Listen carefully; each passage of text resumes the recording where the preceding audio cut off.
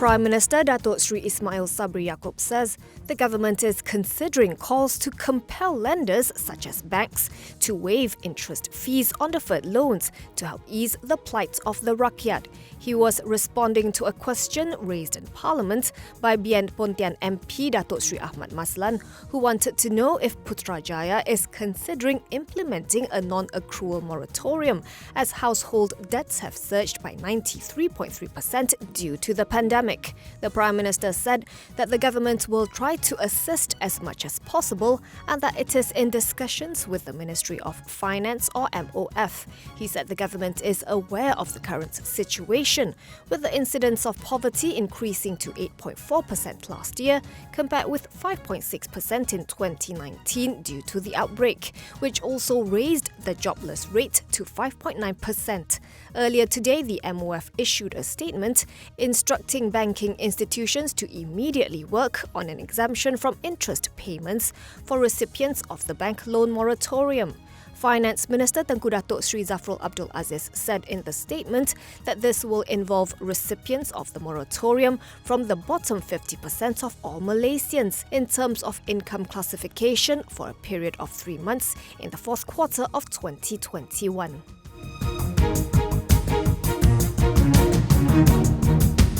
The landmark memorandum on political transformation and stability inked between federal and opposition leaders will expedite equal allocation for all MPs, anti-hopping laws, automated registration of voters from 18 years of age, and a 2-term limit for the Prime Minister.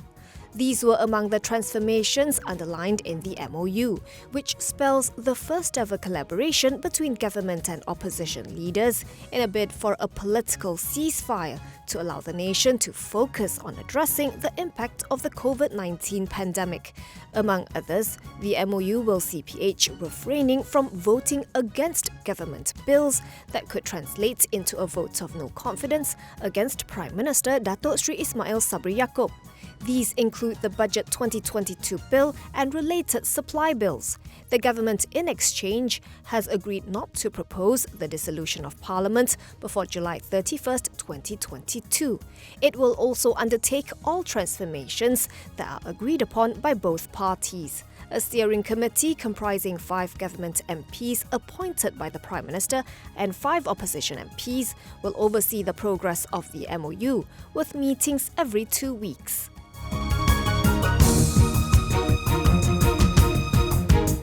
Senior Defence Minister Datuk Sri Hishamuddin Hussein says the opening of more tourism sectors in the country will very much depend on the success of the Langkawi Travel Bubble initiative.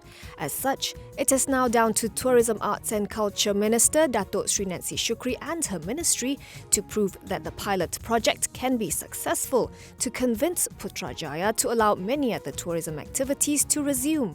According to Bernama, Hishamuddin said that through the pilot project, the Ministerial Quartet on COVID-19 meeting wants the ministry to outline the standard operating procedures that can be adhered to by the people and industry players, including the need to take a COVID-19 screening test before travelling to prevent the spread of COVID-19.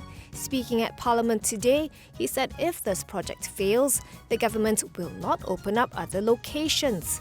Last week, Putrajaya announced that domestic tourists will be allowed to visit Langkawi from September 16th. Asked about the evaluation criteria that will enable Langkawi to serve as a benchmark for the opening of other tourism destinations, Hishamuddin said it would be the same conditions required for phased transition under the National Recovery Plan, such as vaccination rates, hospital bed usage, and the number of COVID-19 infections.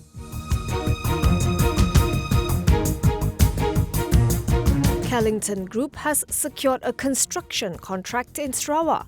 The engineering solutions provider said in a board's filing that its wholly owned subsidiary Kellington Technologies had received an award of contract from a manufacturing company at Samajaya Free Industrial Zone in Kuching to undertake the construction work with respect to its Sarawak expansion project. The company did not name the client, but said it is owned by a multinational company based in the US, which is a world-leading developer, manufacturer and provider of data storage devices and solutions. Kellington said the contract value is about 420 million ringgit, subject to the actual amount of work carried out, depending on variation orders, scope options and value engineering. The works shall commence in mid-September 2021 and are expected to be completed by December 31st, 2022. The contract is expected to contribute positively to the earnings and net assets of the group for the financial years December 31st, 2022 and 2023. Kellington slipped 0.69% to RM1.44 today, valuing the group at 922.7 million ringgit.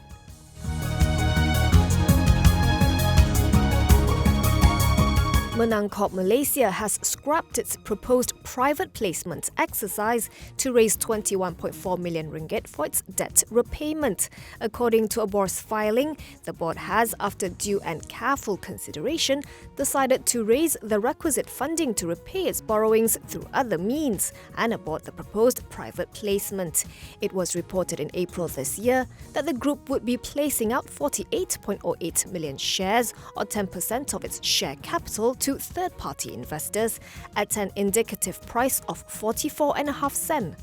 The plan was to use the proceeds to reduce 557.18 million ringgit in borrowings as of December 31st, 2020. Langkawi is engaged in property development, letting out of properties and the provision of management services. Its shares were down 2.9% to settle at 50 cents, translating into a market capitalization of 238.1 million ringgit. The stock has fallen 10.7% year to date from 56 cents apiece.